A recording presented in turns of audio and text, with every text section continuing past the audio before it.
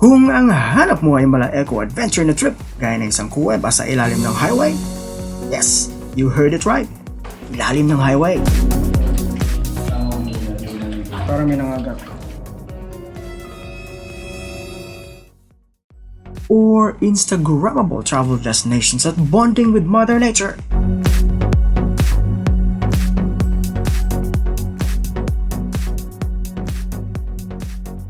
Ano pang inaantay niyo mga biyeheros?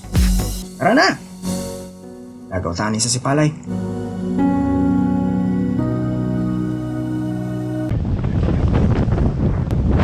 Ito na siguro ang isa sa pinakamahabang biyaheng nagawa ko.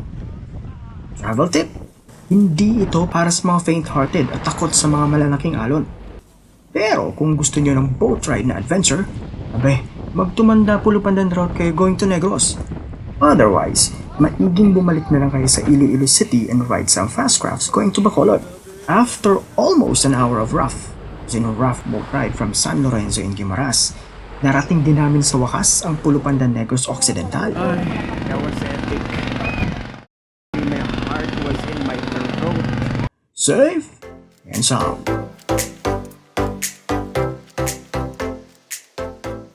Para makaabang ng mga bus biyaheng Sipalay, kailangan nyo mag-travel ng almost 20 minutes sakay na isang tricycle from the port.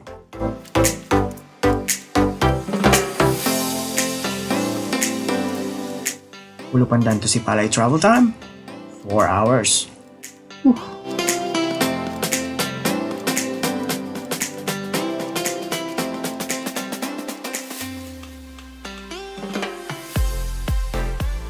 Konting dinner at the Sipalay City Food Park, and presto, good night, viajeros.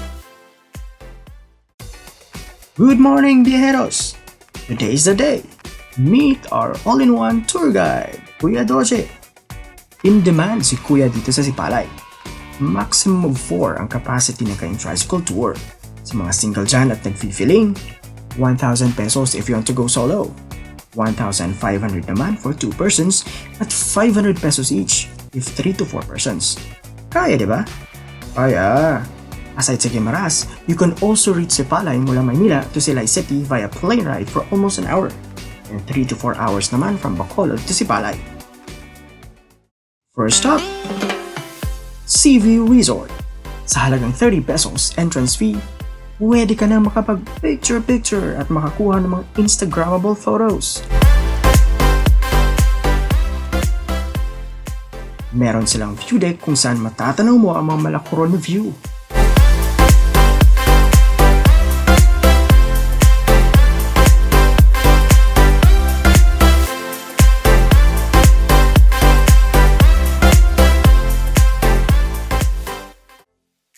At kung gusto mong mag-moment habang naglalakad sa kanilang lakawon at Maldives na tulay na kahoy, no worries, bieros! Kailangan nyo lang naman babain ang more or less 140 steps na hagdaan. Pagdating dito, pwede ka na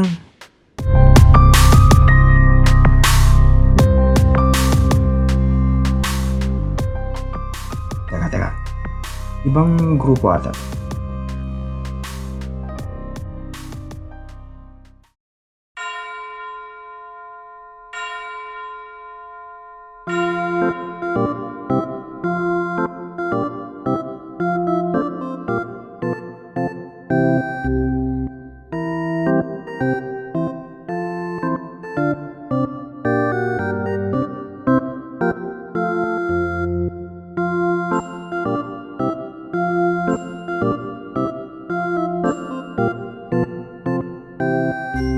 Wait. Andre and Shani, mukhang mahaba-haba na atang airtime niya. Kaya, ako naman. Maling scene pala to. Cut!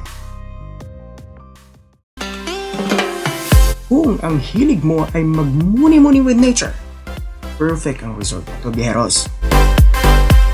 Travel tip: mag-ingat lalo na kung may mga kasama mga bata.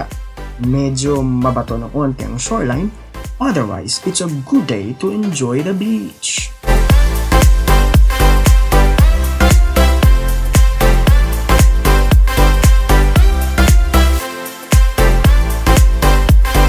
Sipalay ay galing sa salitang Sipalay, na ang ibig sabihin ay there is rice. Naging Sipalay ito dahil na rin sa mga Chinese traders na hirap bigkasin ang letter R in the local word aray. Sipalay became a component city last 2001, making it as one of the newest converted cities in the Philippines.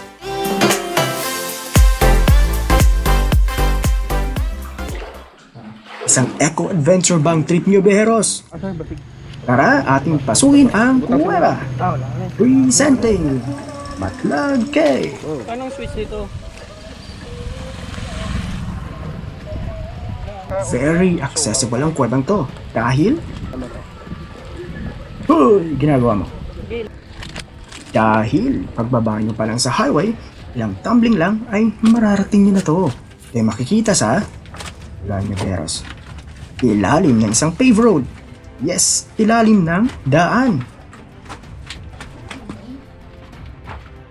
80 pesos entrance fee, pwede ka na makapasok.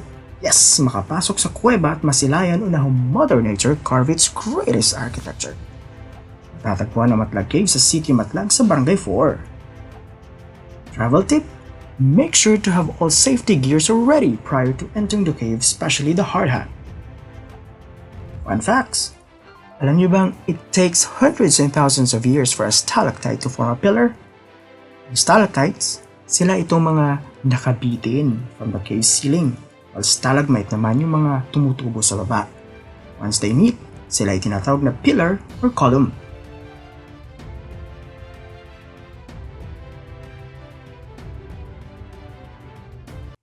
Travel tip: please avoid touching the formations, especially with your bare hands. Parang may nangagat. Joke lang.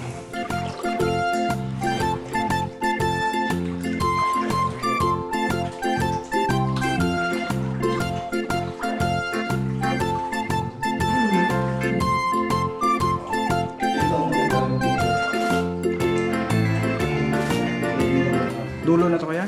Hindi pa. Pero hindi na tayo pupunta doon. Hindi, abot pa tayo doon. Pwede pa tayo may daan pa tayo na kulong na translucent at saka yung pili sa dulo niya yung joggings. Dito muna kayo dalawa. Kukunan na yung picture. Ipasang yun yung mga dito. One. Teka, bago magkalimutan, picture muna. One, two.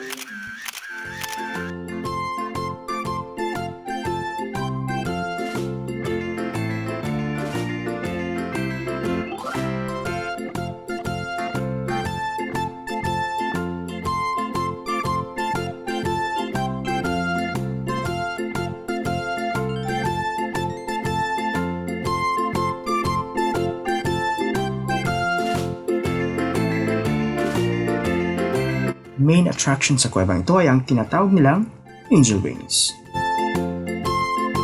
Ang lamig pala ng tubig dito.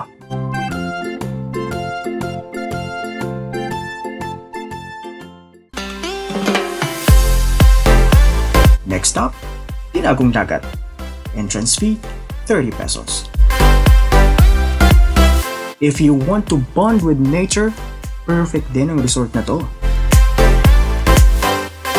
Ito rin ang magiging daan ninyo para makapunta sa isang resort, ang Latasan Hills.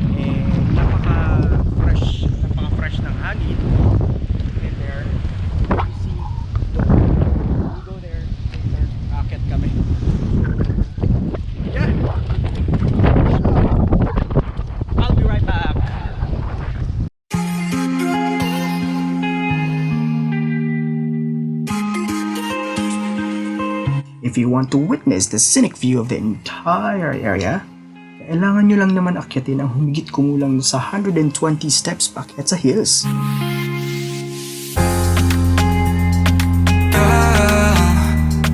You got it going on, I'll be there in a heartbeat. Tell me your favorite song. There, you can take awesome photos.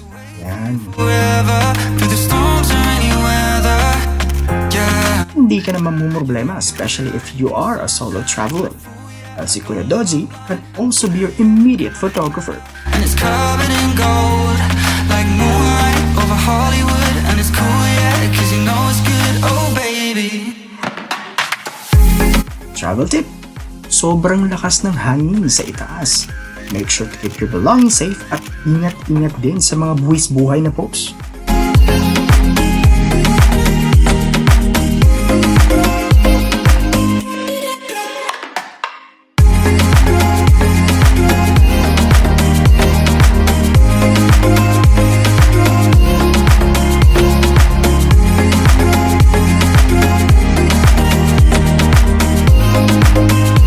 Lunchtime, dayon kamo kay tayo uming.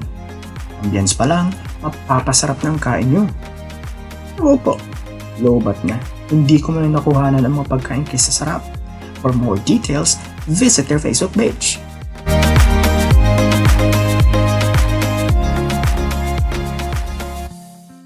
Another Instagram-worthy place is Perth Paradise Resort. Sa halagang 80 pesos, pwede mo nang ma-explore ang area at makapag-picture-picture. Kung nais nyo magtampisaw sa kanyang pool to get a perfect view and shot, you only need to pay 100 pesos.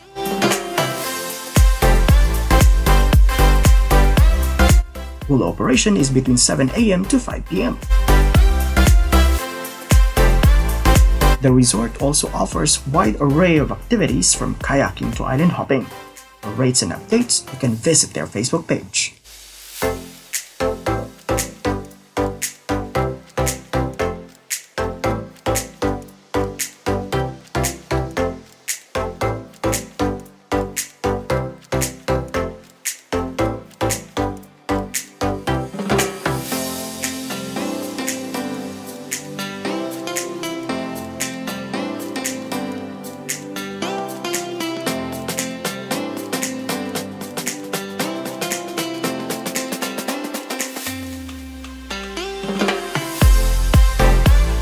More than just a copper and gold belt of Negros Occidental, Sipalay is an unspoiled beauty and an old world charm.